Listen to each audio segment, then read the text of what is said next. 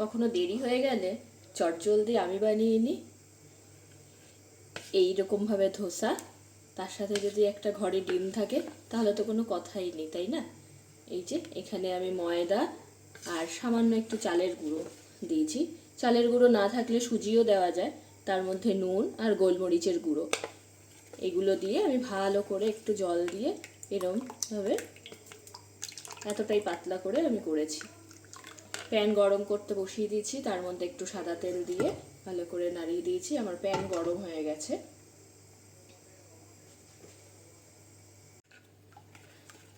গরম হয়ে গেলে এটাকে হালকা হাতে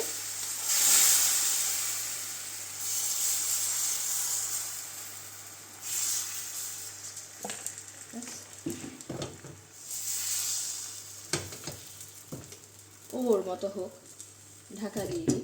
এদিকে আমি একটা ডিম নিয়ে নিয়েছি, ফাটিয়ে নিয়ে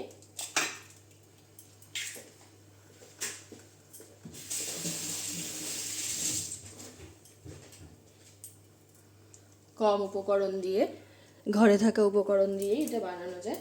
আর বাচ্চা বড় সবার জন্যই ভালো, খেতেও ভালো,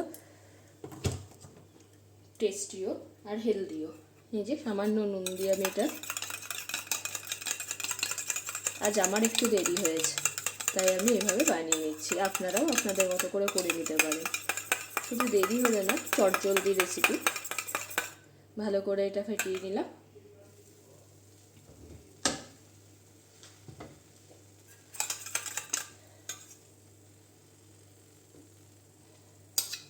জাস্ট ওপরে এইভাবে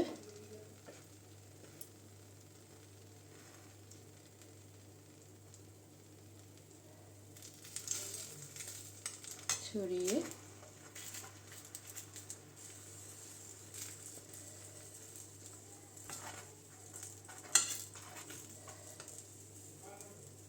ব্যাস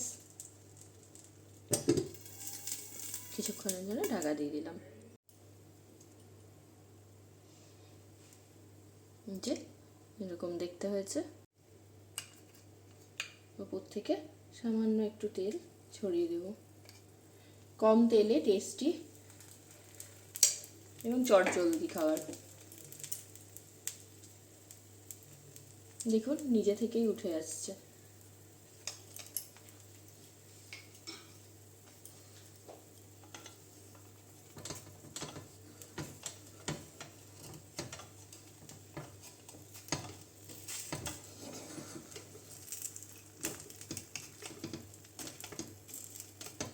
আর একটু হবে।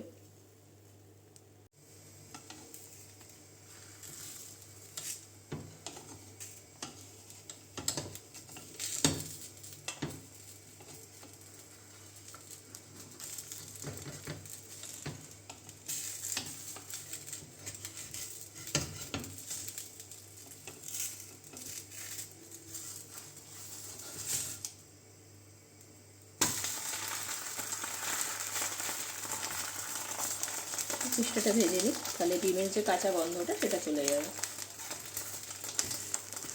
এটা বাচ্চাদের টিফিনেও দেওয়া যায়, তবে গরম গরম খেতে পারলে বেশি ভালো। আমি আমার বাচ্চাকে মাঝে মাঝে করে দিই, তো ভাবলাম আপনাদের সাথে রেসিপিটা শেয়ার করে দিই। শুধু বাচ্চা না, বড়রাও খেতে পারবে। এটা ঘরে বানানো যদি ধনেপাতার চাটনি থাকে সেটা, কিংবা সস সামান্য মেয়োনিজ দিয়েও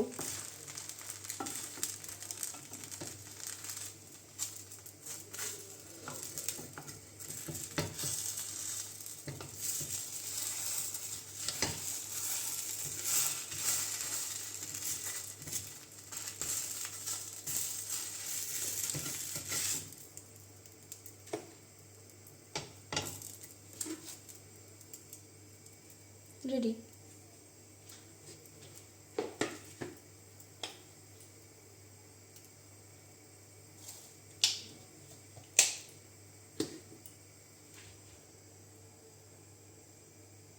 বাচ্চা বড় সবার প্রিয় এগ ধোসা, চালের গুঁড়ো আর ময়দা দিয়ে তৈরি। ভালো লাগলে ভিডিওটা অবশ্যই শেয়ার করবেন এবং সাবস্ক্রাইব করবেন চ্যানেলটিকে।